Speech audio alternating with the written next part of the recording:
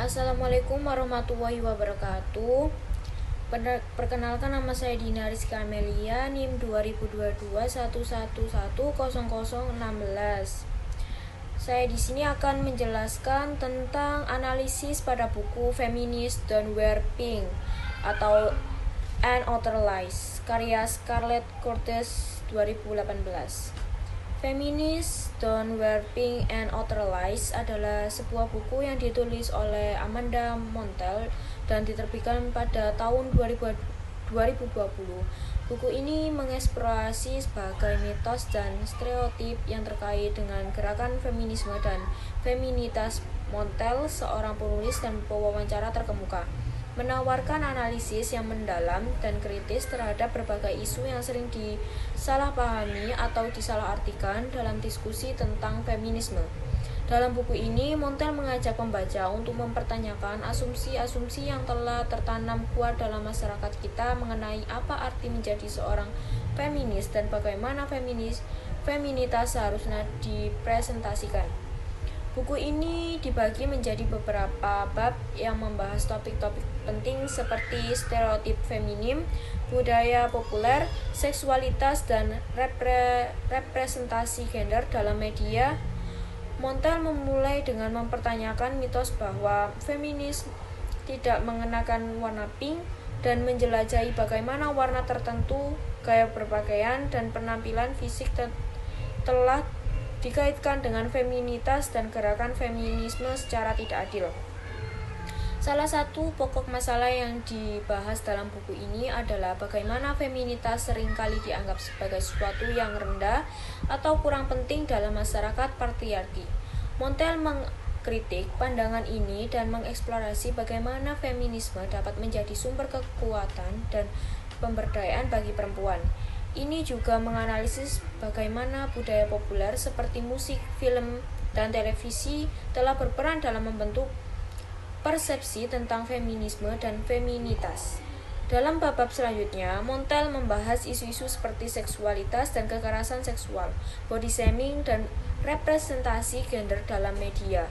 Dia menganalisis bagaimana stereotip dan norma-norma sosial telah berkontribusi terhadap objektifikasi tubuh perempuan dan bagaimana gerakan feminisme telah memperjuangkan hak-hak seksual dan reproduksi perempuan.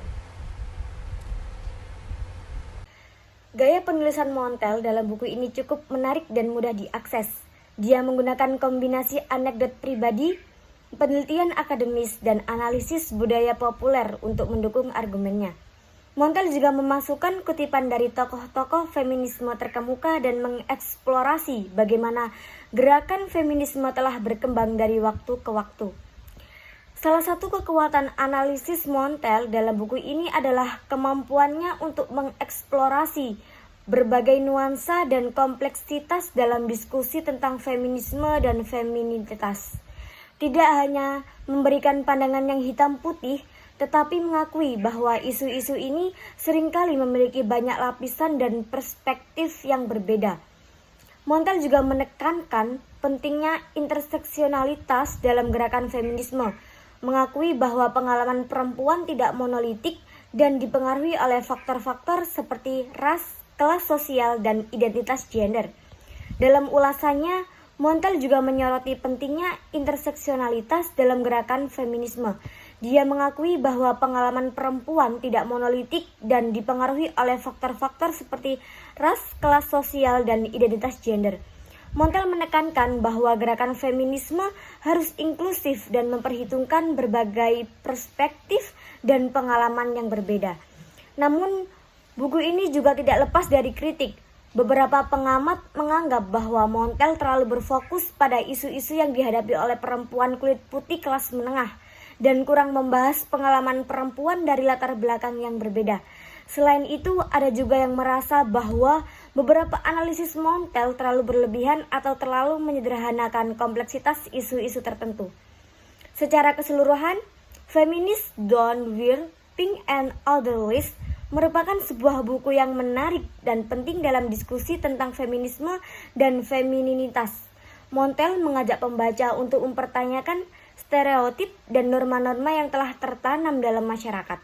dan mendorong mereka untuk melihat feminitas dan gerakan feminisme yang dari perspektif yang lebih terbuka dan inklusif.